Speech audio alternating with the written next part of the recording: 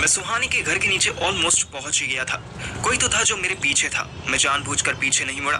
ऐसा करने से पीछे आने वाला सीधे मेरे सामने आकर कॉलर पकड़ के मेरा इंटरव्यू ले सकता था। ये साला अतर भी ऐसे मौकों पर गायब हो जाता है। श्रेया भी कमी नहीं, साफ नहीं बोल सकती थी अतर उसके रूम में है। वो सोच रही होगी कि मुझे जलन होगी, पर ऐसा थोड़ी होता है। मैं अतर का रिश्ता होने पर भी खुश था ना मैं खुश। मैं खुद से ही सवाल करने लगा। अचानक फील हुआ कि मैं जोर से बोल रहा था। पीछा करता आदमी मुझे पागल समझ सकता था। मैं सुहानी की खिड़की के नीचे खड़ा हो गया। उसने बोला था कि वो एग्जैक्ट 1 बजे खिड़की पर आ जाएगी। मुझे बस सीढ़ी लेकर खिड़की पर लगानी थी। सीढ़ी श्रेया की गाड़ी में रखी थी। मैं ये बात बताने के लिए ही नीचे खड़ा था। अभी भी 1 बजने में 10 मिनट थे। इतनी रात में किसी लड़की के घर से निकलने का इंतजार करना हो तो 10 मिनट क्या 10 सेकंड भी बहुत ज्यादा लगने लगते हैं। मुझे एक ही जगह पर खड़े रहना ठीक नहीं लगा। मैं और अंदर गली में चला गया। मुझे लगा जब तक 1 बजेंगे तब तक मैं वापस लौट आऊंगा। आगे गली में अंधेरा था। मुझे थोड़ी घबराहट तो हो रही थी, पर मैं पीछे नहीं मुड़ना चाहता था।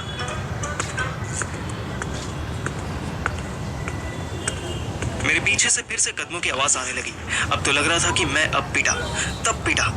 अचानक मुझे कबीर याद आया। कहीं वही तो नहीं था। साले को वैसे भी जेम्स बॉन्ड बनने का बहुत शौक था। मैं रुक गया। कबीर, तू है क्या? कोई जवाब नहीं आया। मुझे एक टर्न के आगे बिल्कुल अंधेरा दिख रहा था। मैंने फिर आवाज दी, कबीर, अगर तू है तो ड्रामा मत कर, सामने आ। अचानक परछाई में से कोई बाहर आता दिखाई दिया। उसके सर पे टोपी लगी थी। लाइट उसके पीछे थी, इसलिए उसकी छाया मुझे दिख रही थी, पर फेस नहीं समझ आ रहा था। कबीर, तू तो नहीं है ना भाई? कौन है? अचानक मुझे उसके हाथ में बड़ा सा डंडा दिखा। साला जानबूझकर डंडा जमीन से टच नहीं होने दे रहा था ताकि आवाज ना हो। मैंने दोनों हाथ बॉक्सर्स की तरह उठा लिए।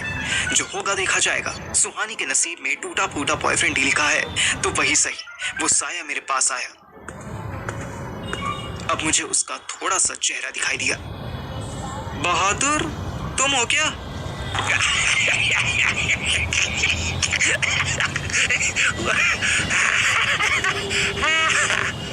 वो साला इतनी गंदी तरह हंसा कि मुझे यकीन हो गया ये बहादुर ही है।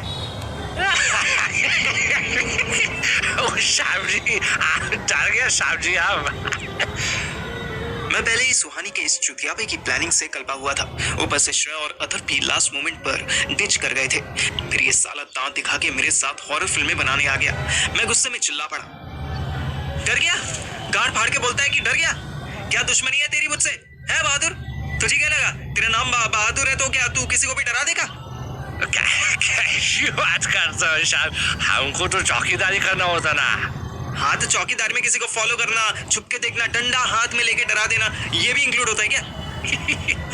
क्या साहब, थोड़ा सा माया किया बस। हम लोग तो मोबाइल देखकर टाइम पास कर लेता है।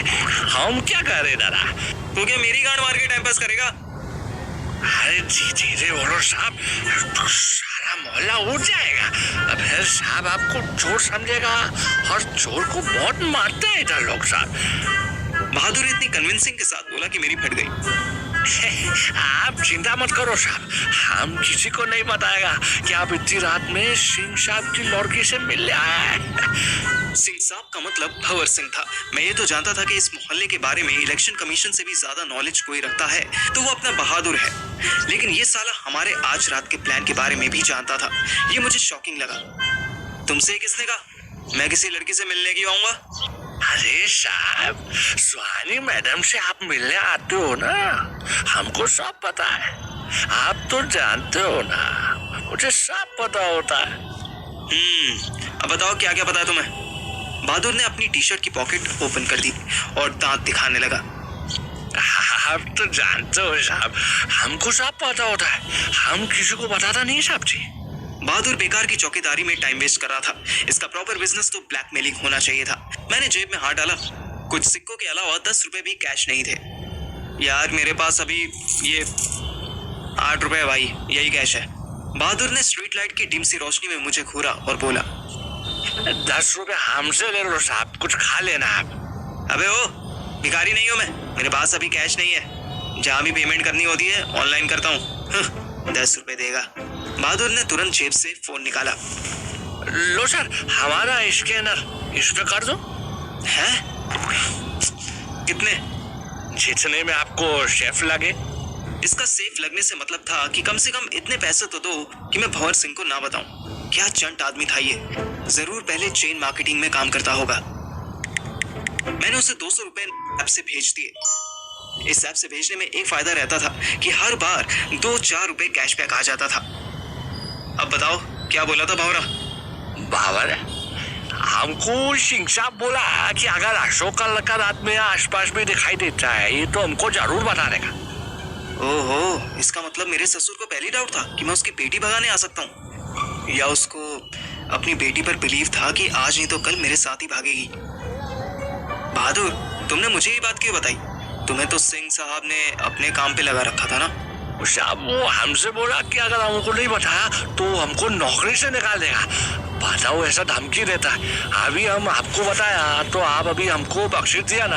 हमारा सैलरी आप लोग जैसा थोड़ी होता है, हम तो आपका सुरक्षा करता है, तो थोड़ा तो टिप हमारा भी बनता है ना साहब। फिर तुम्हारा सैलरी कितना होता है बहादुर? उस हिसाब से हमको वेलफेयर से बस 4000 रुपए मिलता है महीना का। बस? मेरा भेजा हिल गया। पूरी पूरी रात जागकर गली गली घूमने वाले को बस 4000 महीना मिलता था। एक में और अथर थे जिन्हें 40,000 भी कम लग रहे थे। यार, मुझे नहीं पता था कि तुम्हारी इतनी कम सैलरी है। सुनो, मेरी एक हेल्प करोगे? मैं तुम्हें 1000 रुपए दूंगा। हाँ सब बोलो ना, क्या करना है? मैं बहादुर को लेकर सुहानी के घर के नीचे आ गया। हम पहुंचे ही थे कि खिड़की खुली। उसने नीचे देखा। मैंने उसकी तरफ देखकर हाथ हिलाया। उसने मुझे और बहादुर दोनों को इग्नोर कर दिया और गली में कुछ ढूंढने लगी।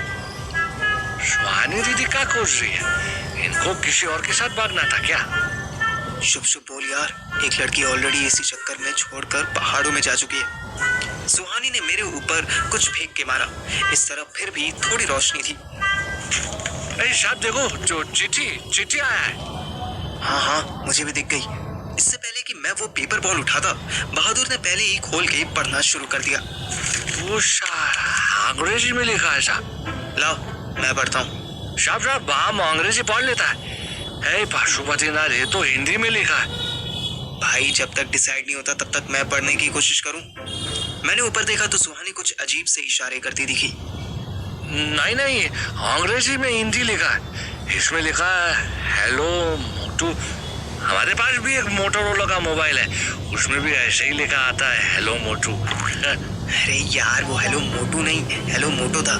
लाओ तो, मैं पढ़ता हूँ। मैंने उसके हाथ से कागज छीनने की कोशिश की।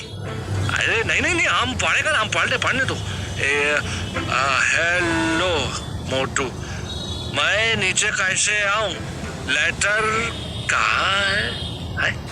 लेटर तो आई है, आपको भी लेटर लाना था क्या? वो लेटर कह रही होगी, सीढ़ी। अच्छा, हम सोचा स्पेलिंग गलत लिखा है। आगे लिखा है लेटर कहाँ है। और ये चाइनीज यहाँ क्या कर रहा है? हे भगवान, सुहानी ने डायरेक्ट नेपाली को चाइनीज कह दिया था। मैंने उसके हाथ से लेटर छीन लिया और ऊपर देखा तो सुहानी अपना माथा पीट रही थी। अरे दीदी, हम चाइनीज नहीं ना, नेपाली है, नेपाली गोरखा, सब्जी गोरखा है हम। ओ बहादुर, अब तो शोर मचा के सबको उठा रहा है। शांत हो जा, बहादुर धीरे से बोला। पर दीदी, हमको चीनी क्यों बोला? चीनी नमक को छोड़ बहादुर, सीढ़ी का जुगाड़ करना होगा। लड़की भगानी है, कुछ हो सकता है। बहादुर ने हाँ में सर हिलाया और जल्दी से गली से बाहर भाग गया। अजीब आदमी है, ऐसे भागता है जैसे ड्यूरासेल लगा के निकला हो। बहादुर जितनी तेजी से भागा था उतनी ही तेजी से वापस आया। इस बार उसके हाथ में एक ट्रेडिशनल लकड़ी वाली लंबी सीढ़ी थी। वो इतने आराम से उठाकर लाया था कि मुझे लगा हल्की होगी। मैंने उसके हाथ से ले ली। अरे बाप रे, ये तो बहुत भारी है। बहादुर ने फिर मेरी हेल्प की और खिड़की पर सीढ़ी लगा दी। ये वाली एल्यूमिनियम वाली से थोड़ी छोटी थी। इसके लिए सुहानी को खिड़की से बाहर निकलकर थोड़ा सा लटकाना पड़ता। सुहानी टेंशन में आ गई। बेचारी फोन करके मुझसे डिस्कस भी नहीं कर सकती थी। मैं धीरे से चिल्लाया, जल्दी आ, थोड़ा एफर्ट कर, नहीं गिरेगी। सुहानी ने आंखें बंद की, हाथ जोड़े, शायद भगवान को याद किया और उल्टी लटक के नीचे उतरने की कोशिश करने लगी। उसके पैर सीढ़ी ढूंढने लगे। आराम से, इसका पैर नीचे नहीं पहुंच रहा, मुझे ऊपर जाना होगा। बहादुर, सीढ़ी पकड़ो। इससे पहले कि मैं ऊपर चढ़ता, सुहानी का हाथ छूट